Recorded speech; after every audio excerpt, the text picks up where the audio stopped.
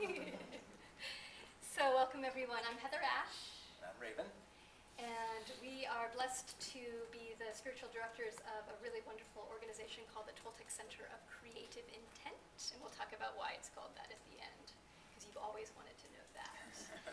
And tonight is about creating a map for you, and a map for us to get to see the biggest picture of where we're going, and also the tools of how to get there. And the getting there is what we're working towards. What the Toltec work towards is what we call personal freedom. And we were giggling about how there's many different definitions of personal freedom. So for me, personal freedom, what I'm supporting people to get to is really choice. That we have absolute choice in every moment to choose the state we want to be in, to choose, not like Texas, but the holding happiness, holding joy, creating whatever it is that we want in our life. That we have choice, that we're no longer held by the past or by who we think we should be. We're authentically ourselves in this moment, choosing from a place of gratitude and openness. For me, personal freedom is slightly more esoteric in the sense that it is this idea of coming back to a place of complete choice. And what that means is being beyond your belief system, being beyond your personal history. And when we move past that place in the way HeatherAsh is talking about it, we move into a place of potential where we can really recognize ourselves as conscious light, as the ever eternal, ever-changing light that is behind everything in the wall. And we're going to talk about what that is in a little while. So a little bit further out. So a brief overview about myself. I started working with Miguel in 1991, and I had a dream about this man that was going to come and change my life. And I remember waking up going, right, where am I going to find a really powerful shaman in Davis, California, which I lived at the time. And a week later, a friend of mine came in and said, you have to meet this man. And I knew, I was like, oh no, I'm not ready yet. So about a year later, I went, and I just happened to be in one of those windows where all the timing lined up. And Miguel at that talk announced, I'm taking apprentices on. So starting next month, I'm taking apprentices. If you want to be apprentices, I was like, me. And what I loved about Miguel was really his love, his capacity to share really deep truths in a very simple way, and also the community. So I'm really fond of supporting spiritual community because I've seen how that helps to transform people. And so I'm very blessed to be able to share this information with all of you. For myself, I came from a tradition. I worked with a teacher for a long period of time that was very well steeped in yoga and in meditation and in Toltec wisdom through the Castaneda lineage. So I worked with him for many years. When I stumbled across, after I moved to California, I stumbled across the Toltec Center of Creative Intent.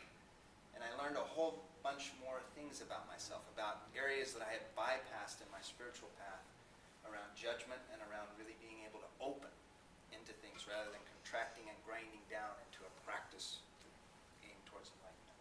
And so many things changed for me, and I've had many, many years of doing this. I've now been teaching for 8 or 9 years or something like that, and another 8 or so years prior to that of doing this work, of really coming at spiritual growth, at enlightenment, at moving into an expanded state of being from many, many different directions.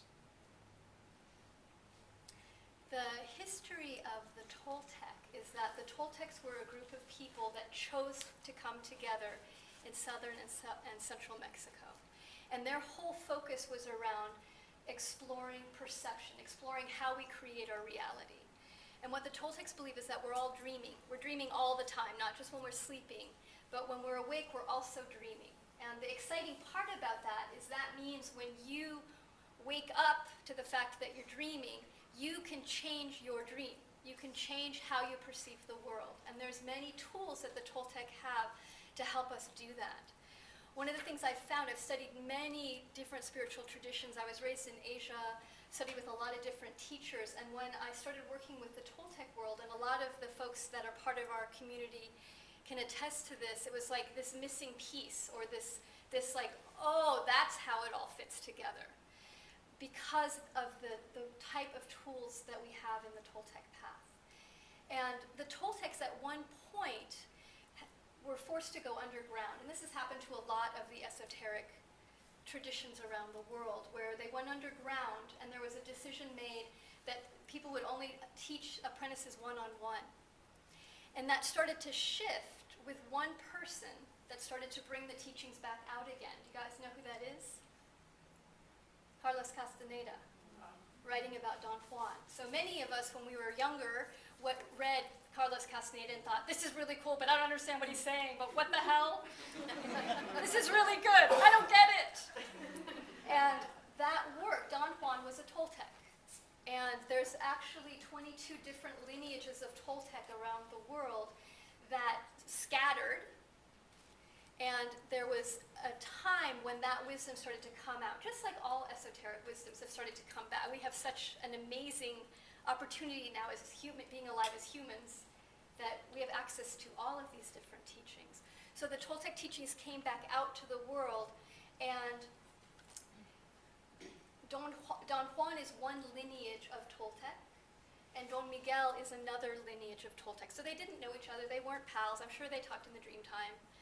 But they're different lineages, and so there's different focuses with the lineage. Our lineage is based out of the Eagle Knight lineage of Miguel, and he learned from his grandfather, and it's been passed down through his family. And we've also then woven in what works for us, what's worked for our students. In true Toltec fashion, because Toltecs are very much about practical spirituality, about really what works, and how do we apply that to creating a deeper sense of personal freedom inside of ourselves. So Toltecs are notorious for really being eclectic in how we approach spirituality.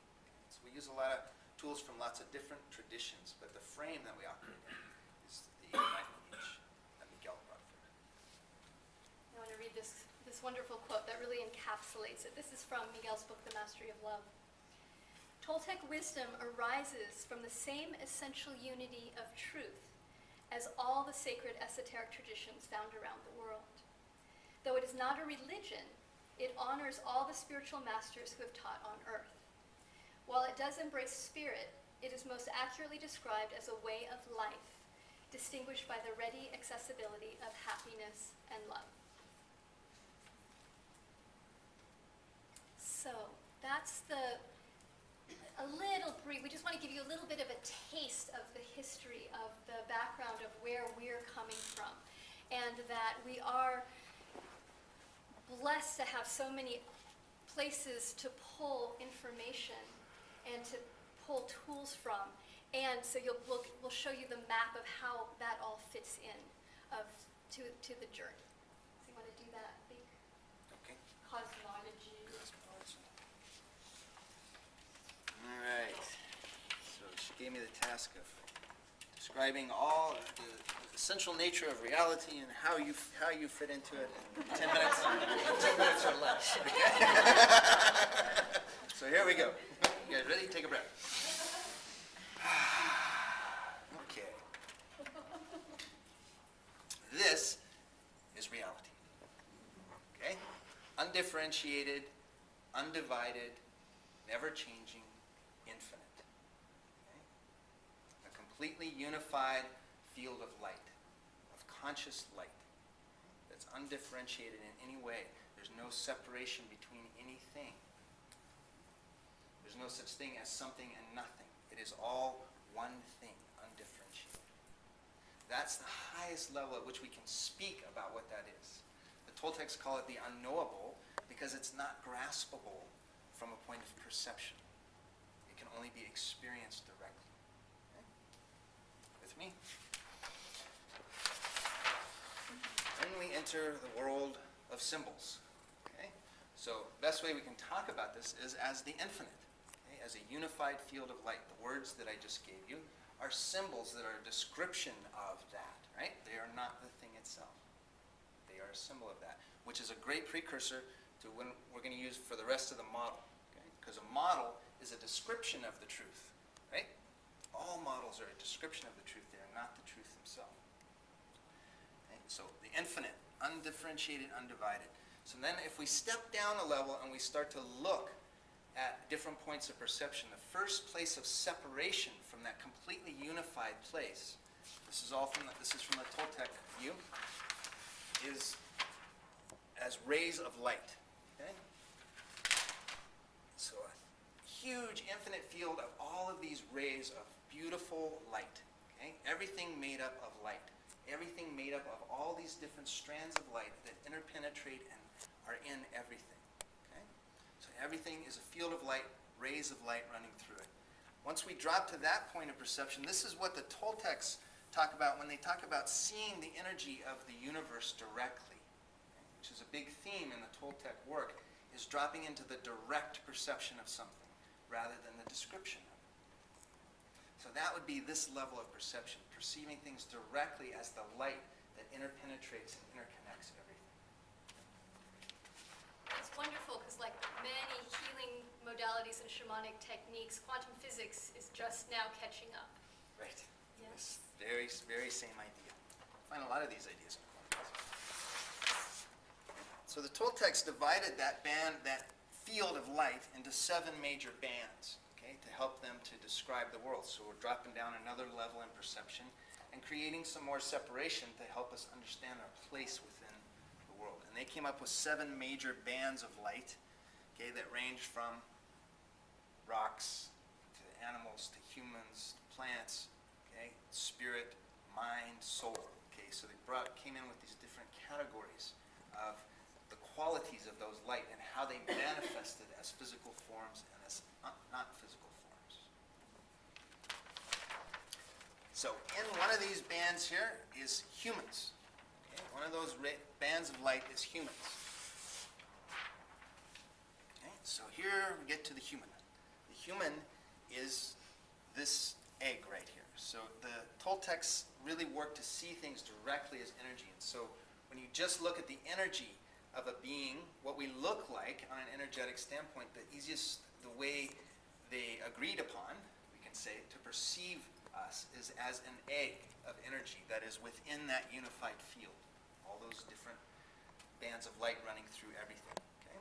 What's really hard to see in this picture, and is really hard to describe from a 2-dimensional or a 3-dimensional or a 4-dimensional point of view, is that all of those points of light, all of those rays of light, all intersect one another. Everything's inside that unified field, right?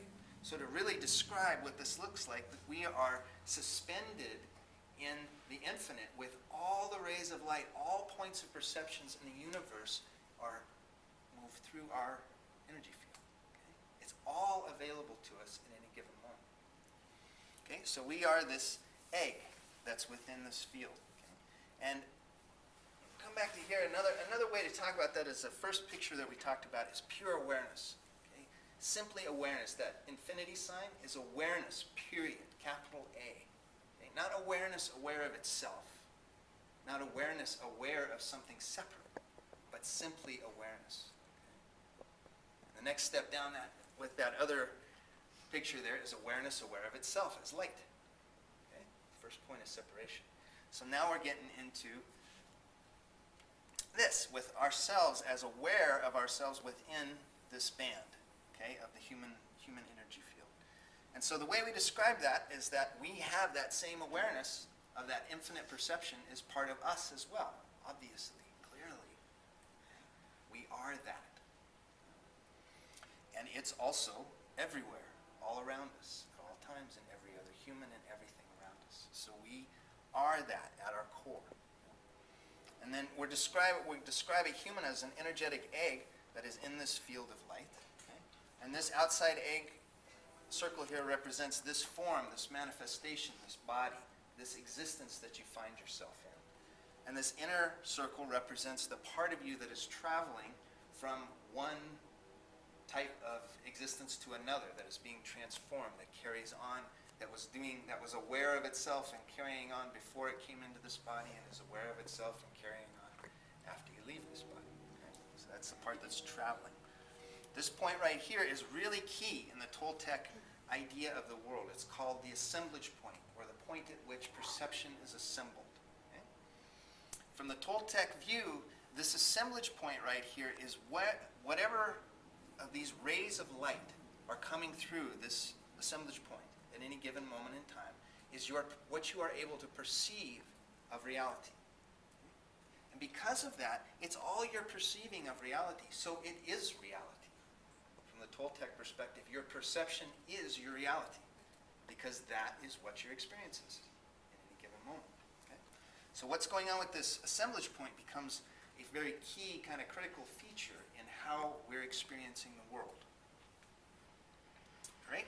So as this assemblage point moves around the outside egg, the outside of the shell here, in this place, this is a human, this would be a description of a human as a child, as someone who hasn't been domesticated, socialized, who's very young, who hasn't taken on a symbolic way of describing the world through language and through ideas, but is still directly experiencing the world without all those descriptions.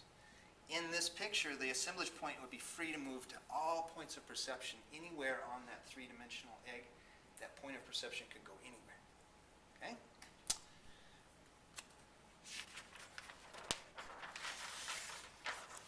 Here we are post-domestication.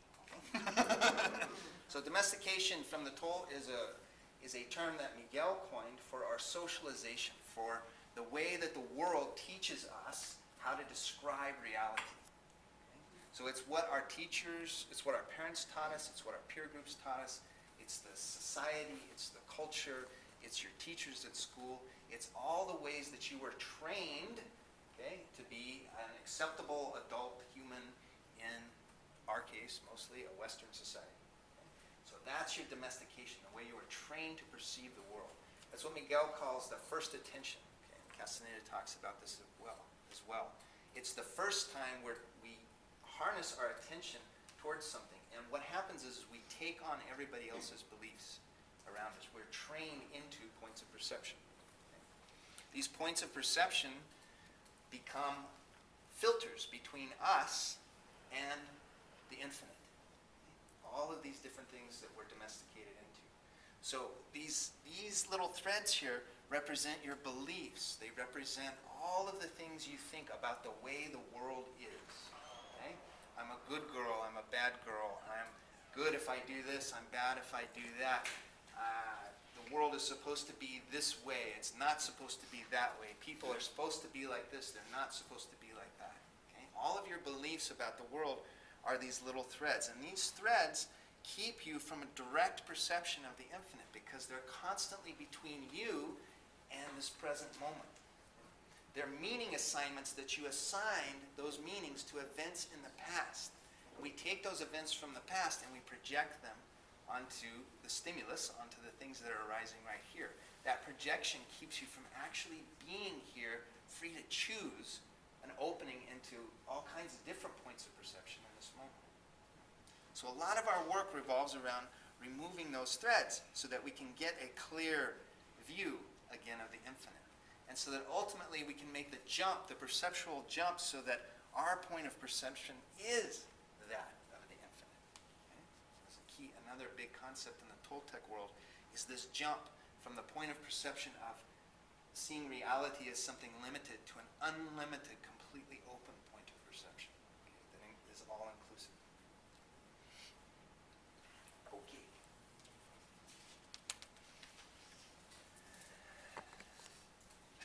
You good? I think I'm good for Okay. For the moment, he'll jump back in.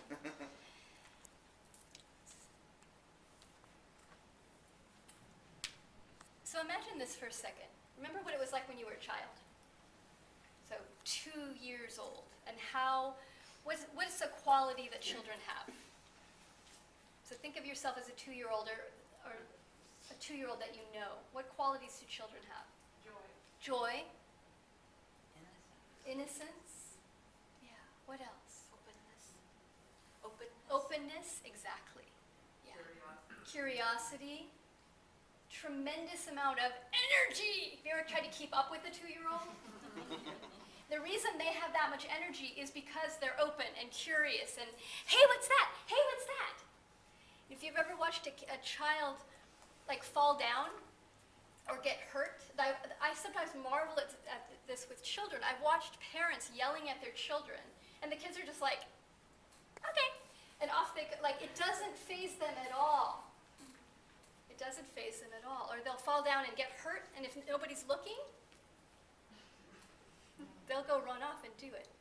As we start to grow, we start to take on structures of how we're supposed to be. We try to figure out, how does mom want us to be? How does dad want us to be? How does church want us to be? And that's what all this stuff is. It's basically what happens is we start to judge ourselves and judge others. Of, I should be this way, like Raven was saying, I should be this way. Boom. And that creates a filter. Because instead of going, this is the way it is, wow, how is it? We're going, oh, that's wrong. Shouldn't be that way. It should be this way. That's a lot of noise in our heads. And it's not just around one thing. All of these things are agreements. And what an agreement is any time I think about it as you shake a hand and make an agreement. You say, yes, this is true, even if it's not true. You agree to it. So a really key point around this, why we can go for our own personal freedom, is because we're not blaming anybody else. We're not saying, it's my mother's fault that I'm like this.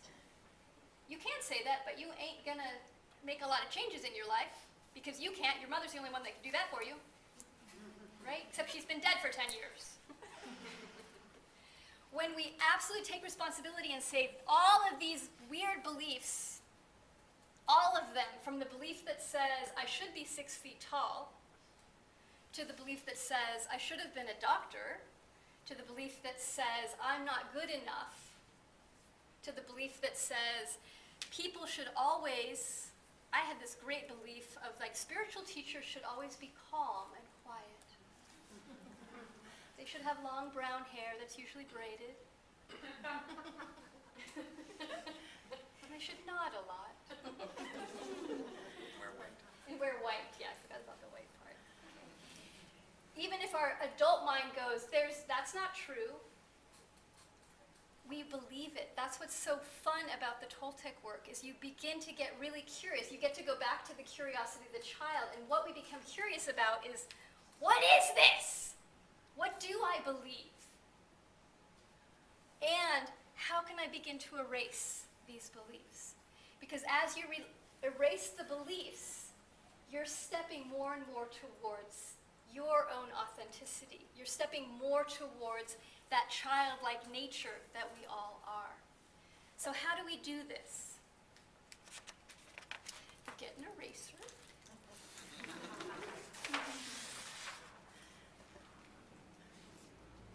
So Miguel describes 3 masteries that we can use on this journey of cleaning. And that's how I see it. It's pretty simple. We're not fixing ourselves. We're not broken. As Raven's diagram showed, we are divine, spirit, undifferentiated, unconscious light. We are everything. We have the capacity to remember that at any moment. Except there's stuff in the way. But it's not like we have to go learn something, really. This path is about unlearning. It's about erasing what's not true to get back to the authentic self that's already there. That's just so much easier than I'm broken and I have to go fix myself somehow. So, the 3 masteries, the first one is very simple. It's the mastery of awareness. And it's the foundation. We draw it as a pyramid to remind us that you don't graduate, you don't become really good at becoming aware, and then you go, okay, I don't have to be aware anymore. Now I'm going to go to the next cool thing. You're always focusing on awareness. And awareness is simple. It's learning to witness, learning to be present with what's happening emotionally, what's happening in my mind, what's happening in my physical body. How am I interacting with the world? What thoughts are running through my head?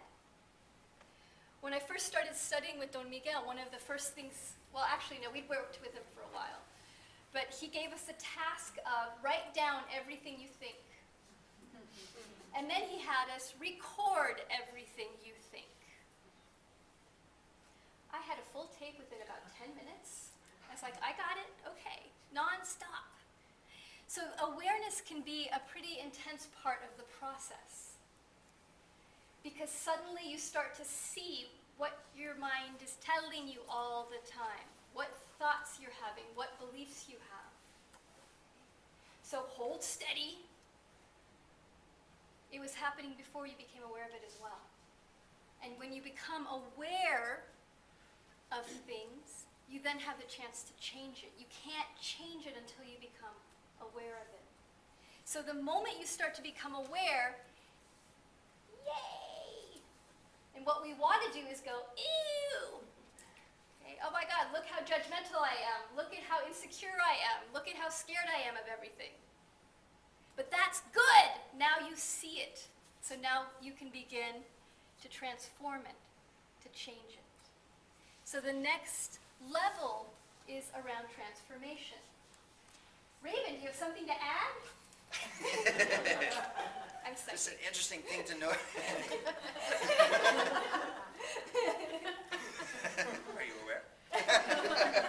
One of the interesting things about awareness is that every mystery school, every spiritual mystery school, basically every tradition has at its core one of the fundamental threads you see through all of them are these teachings about awareness, about being present, about being here, now.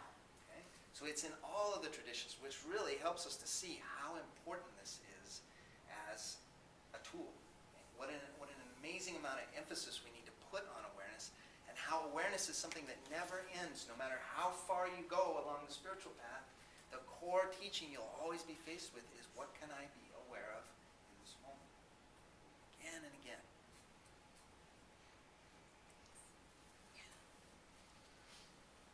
So from that foundation of awareness over and over and over again, and sometimes people are like, well, I'm tired of being aware, I don't want to be aware anymore. That's nice. Too late. Yeah, you've taken the blue pill. So we're always coming back to awareness. But what people get tired of, it's actually not awareness people get tired of. They get awareness, they get tired of their judge being the one that's aware. Yes? Because you're really in awareness, you're just witnessing. Whoa, that's weird. Wow, look at that. Ooh, that's cool. Okay? Wow, I just had this incredible urge to be someone different. I saw someone walk by and I wish I was them. How can I be them? Actually, no. And that person I really don't like. I shouldn't be not liking them. That's right, I'm spiritual. Okay, I'm supposed to be spiritual. What they get tired of is judging themselves for their awarenesses. Okay? That's what you get tired of. So stop it! Just be aware. We're not trying, awareness isn't about fixing anything. This is really important. Awareness is around simply seeing the lay of the land. What's happening? What's going on right now? That's awareness. Once you're aware, then you can start to transform it. Then you can go, well, do I want to do that, or do I want to keep doing that or not? How's that feeling in my body? How am I creating my life when I'm holding that point of view? Do I want to keep that? No. So that's when we begin the process of transformation. And we're going to go through lists of tools, awareness tools, transformation tools. And transformation is an alchemical process. It's taking one thing and morphing it into something else. No energy is lost. So we're taking a particular locked energetic, locked belief system, stuck place in our life, and we're pulling the energy out of it and investing that energy someplace else. Now that sounds so easy, doesn't it? And if it was that easy, I would never judge anyone ever again. And I would always love you, no matter what you were doing. Because really, if I had a choice, why wouldn't I choose love? If I had a choice, why wouldn't I choose not to judge other people? If you had a choice, how would you want to be in the world? Small and hoping nobody notices you? Or really in the world? So that's where we get to play with the transformation of, I'm not there yet, but I can move myself towards this. As we gather more of our energy, as we let go of what's not us and start to step more into the authentic self, what we also call our integrity, we begin to get to a place when we are able to focus our energy and say, this is what I want to create. This is how I want to connect.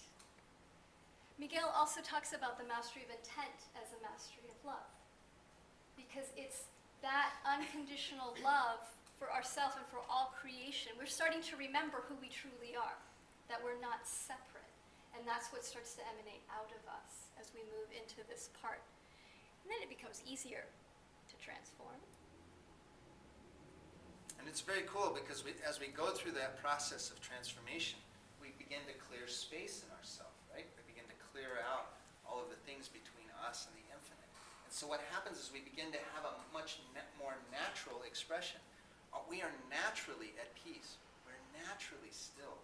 We're naturally filled with love, with spilling out of us. We naturally have compassion for other people. We begin to come back to that sense of not innocence, but wisdom. As we totally let go of what's going on out here, it makes space for the divine, for the infinite in all of its variety to flow through us. So the mastery of love is about that fuller expression of being a human, about really dropping in and being able to express yourself as the divine in the world. As joyful play in the world. Yay. Yay. A lot of the tools that we work with are both awareness tools and transformation tools. And some are transformation tools and around intent. So we're going to play with going through all the different tools. This is the first time we've ever done this. I love it. It's so exciting.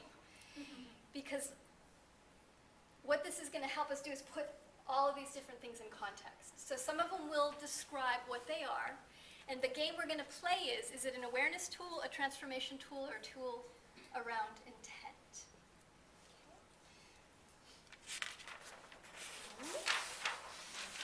And I wanted to talk about that personal. Okay, so one little story before we go into this. So an example of something that's around awareness and transformation is Don Miguel's book, The Second Agreement, Don't Take Anything Personally. So we think about the 4 agreements. A lot of people think of the 4 agreements as around transformation. The truth is the 4 agreements is a huge awareness piece as well as around transformation. So the second agreement, most people know the second agreement, don't take anything personally. And I've seen many people read the 4 agreements and read the second chapter and go, okay, that's it. I am never, ever, ever taking anything personally again. I got it. I see. He's right. I'll stop suffering if I stop taking things personally, so I'm going to stop doing it. You ever done anything like this? You read a spiritual book and you're like, got it. Okay. And you put it down. Right? If we could just put it down and we would read one spiritual book and we'd be done. Instead, we have piles of spiritual books by our bed. Noticing how they all say the same thing. Because what we do is we say, I'm never taking anything personally again, and then we go out into the world. And what happens in that messy world out there? Somebody does something! How dare they do that? And we take it personally. But now we have an inkling of awareness. Oh, you love awareness. Before, you'd just be taking it personally and be right. And be justified in taking it personally. But now, you have some awareness. So what happens? What do? You judge yourself. Yes? Oh, I'm taking it personally. I said I wasn't going to take things personally. Oh my God, I read that book. I said I'm taking it personally. I'm terrible. I knew it. I am a fraud. I am not a spiritual seeker. I should just go back and do whatever. I should go back to being unconscious. Or we go, Don Miguel is an idiot. Obviously, it's impossible not to take things personally. The man is delusional, tossing the book out. Okay? We do one of the things. I'm wrong, I'm bad, I can't do this, or... Yeah, they're crazy. Welcome to awareness.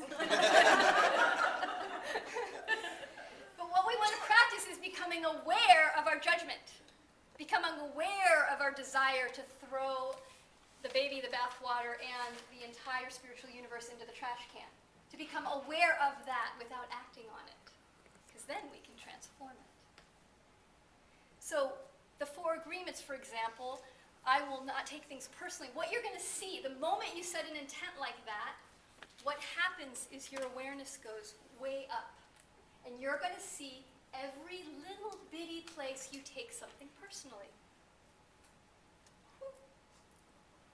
So, my gift, I believe, is to help people to go, yay! Look, I'm judging! Yippee! I'm taking it personally. Because feel that. The difference between, oh, I shouldn't be taking things personally. You collapse all your energy versus open. I just took it personally. Great. That means I have something to transform. And you take that into the transformational process. So, yay! And it becomes a really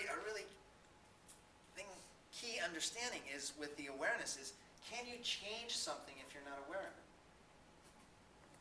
No, you can't change it. So it's always the first step. So that's why one of the reasons it's really exciting is like, whoa, I can finally see what I'm doing. Awesome. Because now I can see it, now I can do something about it. Okay. Yeah. Then you're on the path to freedom. Before you were in a little jail that said there's only one way to perceive this. And the moment you get aware, the door's open. So, each of these tools that Raven and I wrote down are in different programs that we teach through the Toltec Center. So, the game is, and some of you don't know what these tools are, so how can you play the game? But some of you have. So the Metote book is basically an inventory of everything you think. What do you think that is? Awareness, transformation, or intent? Awareness! Yay! You all get an A+. Recapitulation is a practice of going into the past and pulling your energy back. Transformation. Now, do you need to have awareness to do that? Yeah. Okay. 4 agreements. We just said awareness and transformation. Spiritual integrity, which is one of our books, which is around physical integrity, emotional integrity, mental integrity. What do you think? Intent and awareness and transformation, right? It's everything. It's everything! Telling yourself the truth. Awareness. 1 is, am I telling? Okay. And Transformation. because when you tell yourself the truth, what happens? Good things. Good things. Good things happen. Get right up. It starts to break. What happens is you start to erase the lines. Ceremony. Doing ritual and doing ceremony. Transformation. Transformation. And intent.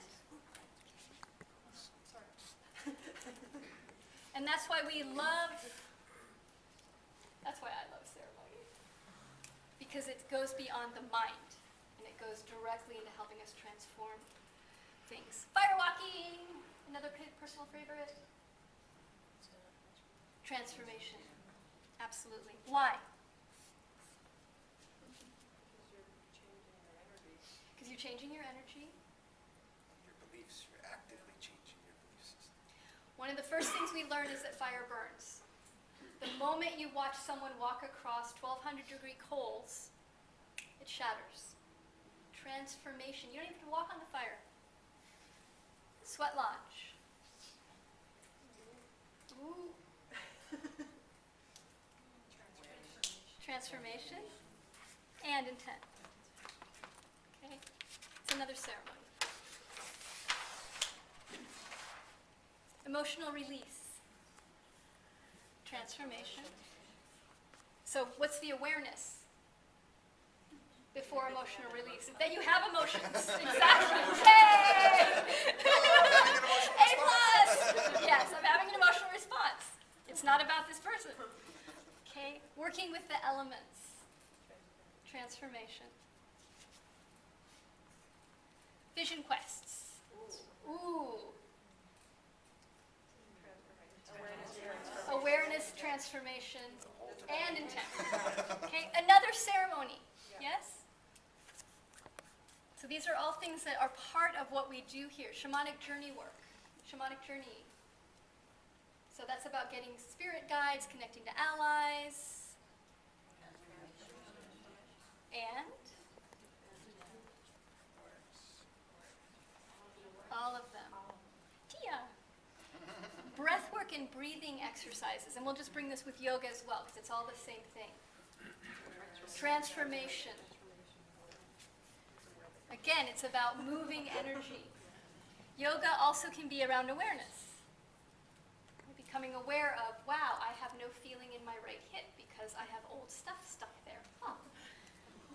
So, clearing. Awareness, something needs to be cleared. And transformation. Shielding work, which is around holding yourself. Gotta have some intent going on there, definitely. It's definitely, yeah. So intent. It gives you awareness, right? And it gives you awareness, absolutely. Sexual integrity, so coming in back into alignment with your sexual energy. Awareness, so you can transform it. Okay. And once you transform it, it's an incredible source around connecting to intent. Conscious relationships.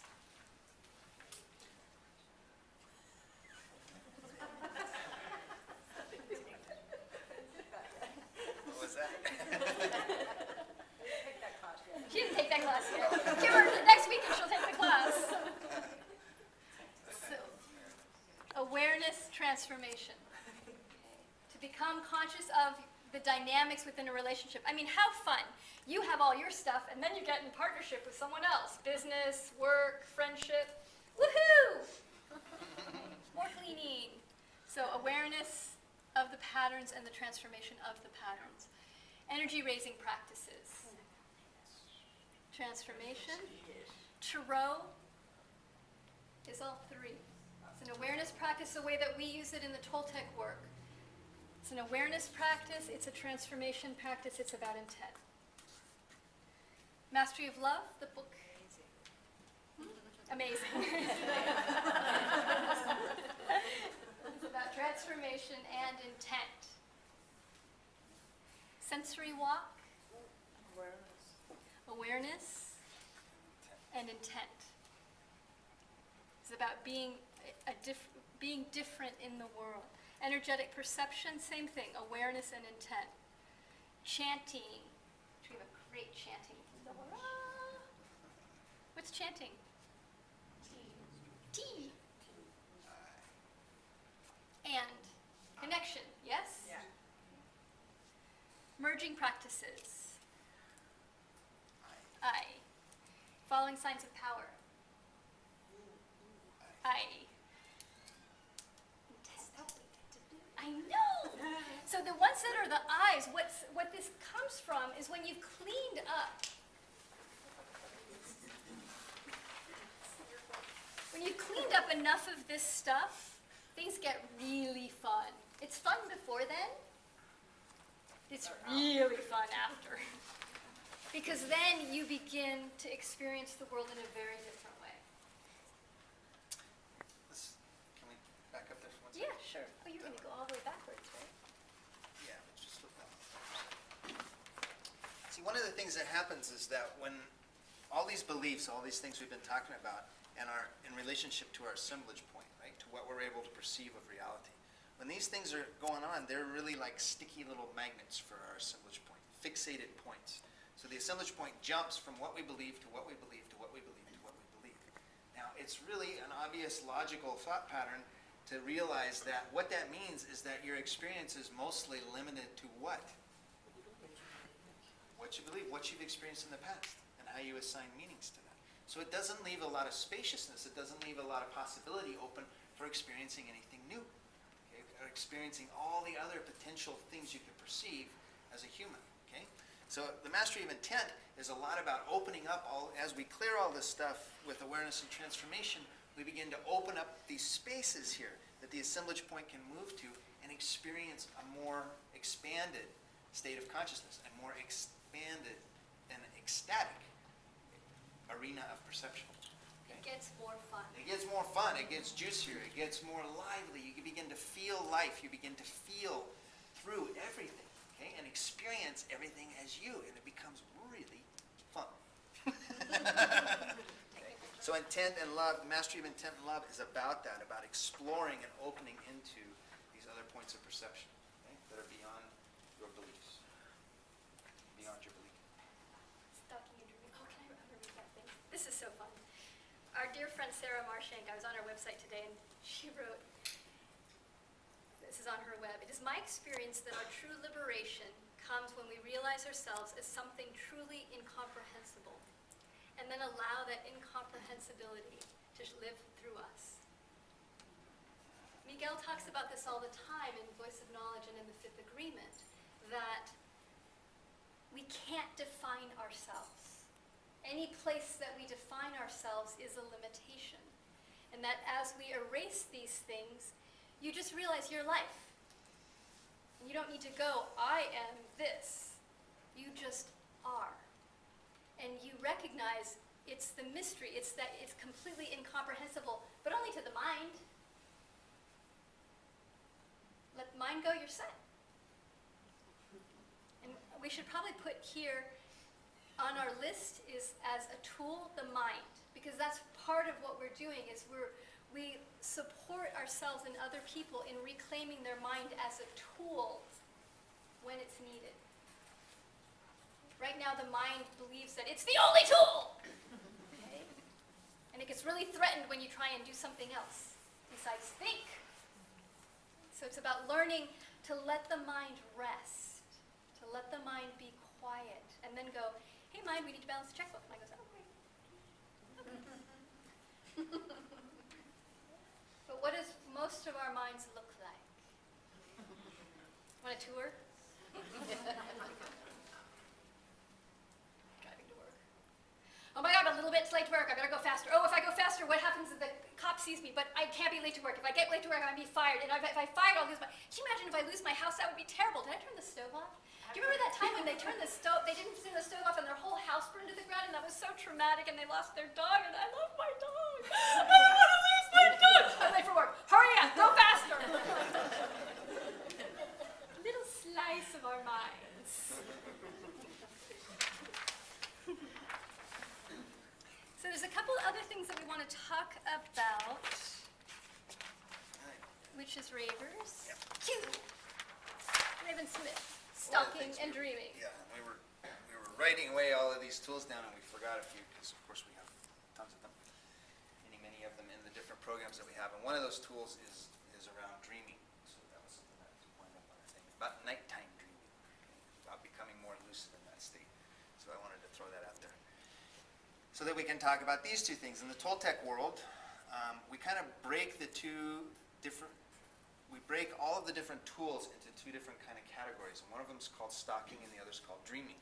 Okay, as we were talking about earlier, Toltecs what they mean by dreaming is a much broader idea than just what happens at night. It's this idea that we are dreaming continuously, that this world is a dream, it is our creation. And it's our perception of that dream is what we're working to shift. So tools in the dreaming category are all those things that open up our perception. All the different practices that we listed that are geared more towards opening, towards exploring something new, towards going beyond a belief system. Okay?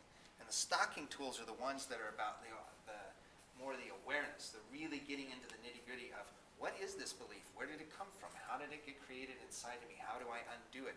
Tracking through tracking through your life, finding that thread of energy, retrieving it, okay? Exploring what are my unconscious behaviors, okay? Obviously, you have to do some of that, right? Because they're unconscious, so you don't know what they are. Okay, so how we discover all those things is through stalking. And this is what's really exciting.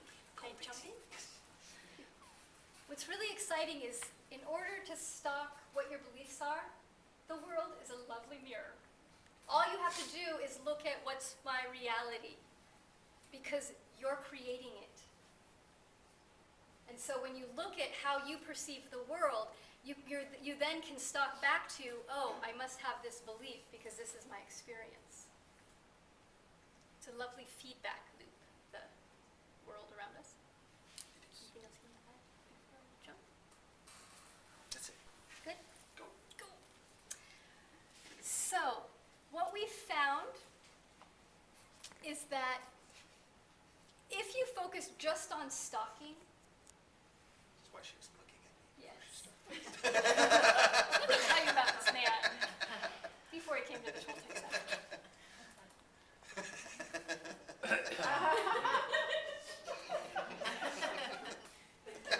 Incredibly focused, dedicated spiritual warrior. Okay. Judgmental.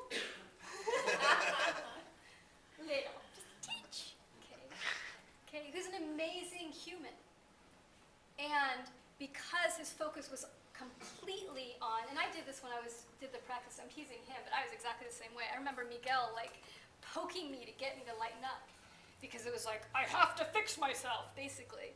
I have to find all the beliefs and then I can be happy. So when we go too much into the realm of stalking, we start to close our perceptions down. And it gets really dry. When we just focus on the dreaming and the around the big, big, big, big picture, what can happen is that we don't focus. We end up just floating from thing to thing. Everything's good. It's all fine. It's lovely. I am the infinite. I That's not see it actually all. how you're experiencing yourself in the world. Yeah, and people do what we call spiritual bypass, where they want to be, I want to love you. I love you. I love everyone. And the brain's going, because I'm supposed to. I really hate you. God, that shirt looks terrible on you. I'm way more spiritual than you are. So the desire to be loved and the reality of being loved are slightly off. And what we support everyone in doing is to go, I want to be loved, but I ain't. Here's where I ain't. So that you can take that and change those things, whatever it is. Whatever it is. So to create the balance, what we found is that you have equal parts in your life of inspiration and of action. So things that inspire you, of being out in nature, of talking to people that inspire you, of reading inspirational books, of going to classes where you just go, yes! That you do as many things as you can to become inspired, to remind you of this connection and this sense of openness. Whatever it is, whatever your passion is, to do more of it. And to balance that, to also take action. So when you see a belief that's limiting you, that you take action, that you start using some of these tools, that you recapitulate it, that you write them down, that you use the whatever the tool is, that you take action. And often we do a lot around experimentation, of helping people learn how to run experiments to transform their beliefs. So that's what the action is, what the Toltecs also call not doings, which was not noticed either. Not doings. Lots of them were, too. What? Lots of those tools were not doing. Yes. So, the Toltec Center, Toltec are artists. What the definition of Toltec is an artist of the spirit. And that what our art is creating our reality. And we know that by creating the reality, it isn't about, I'm going to fix you, so I like you better in my reality, and I'm going to fix you, and if you just would stop doing that, my reality would be much better. How am I doing as an artist? I'm really busy, aren't I? Okay. Here's a small hint. I've tried. It is much easier, I'll continue to try, but it is much easier to place your art in one person, to transform one being, rather than trying to transform all the beings around you. Okay, so to come here and say, I'm the artist, how do I rearrange this beautiful canvas and all the interesting things that are on it? And you get your eraser out and you start cleaning. Okay? I'm the artist. Got to have a little bit clearer of a canvas before you can start creating. So that's artists of the spirit. That's what Toltec is. It's not a religion. It's not a club that you join. It's a way of life. Center is about coming back to your center, to what's authentic for you. And that's something that we really support. Sometimes many people have told us, you're the group for people that don't like groups. We've had many people that do not like community, that don't like groups, that are individuals, and they find us and they're like, oh, yeah. Yeah, really, let's try this. Teachers, raise your hand. So we honor what is your center. We don't have an idea of this is what your center looks like. And also for me, center is about this place around community. As I've seen over and over again that this path is challenging. It takes incredible perseverance. It takes a lot of humility. It takes humor. It takes patience, some of which we're short on. So when we do this work within a center, within community, in a sangha, then it's much easier and everyone grows through that support. Creative. When we're creative, when a block arises, we don't go, oh, I can't do it. Oh, there's only one way to do it. We go, oh, what are my choices? How can I do this? We amazingly go to our creativity. And intent is about focus, about absolute clarity of this is where I'm going, holding to that. And again, that this is balanced. Have you ever seen people that are really creative, incredibly creative, and have no intent? No focus? What do they like? Spacey, never get things done, very floaty, neurotic. And how about people that are really just have a lot of intent and a lot of focus, but no creativity? Dry, narrow, dogmatic. We each need some of this, and it's to balance out so that we hold both. We hold creativity, we hold intent. We hold our capacity to be inspired over and over again, and we take that inspiration into action to make the changes that we want to make in our lives. In here, from a place of, I am the artist. You want to add? So I think that's good. Question. Okay.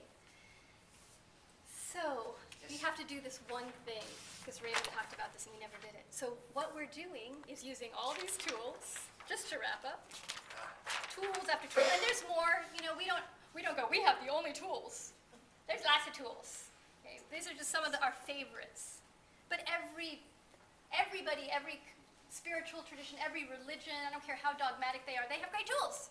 So use whatever tools work for you. Okay. So what we're doing is we're using the tools around transformation and awareness to remove those threads, right? So we're just going to work our way so we get to this place of total openness. And here we can explore what intent and love really means. We can open into all of these different points of perception. Okay? Play in the universe.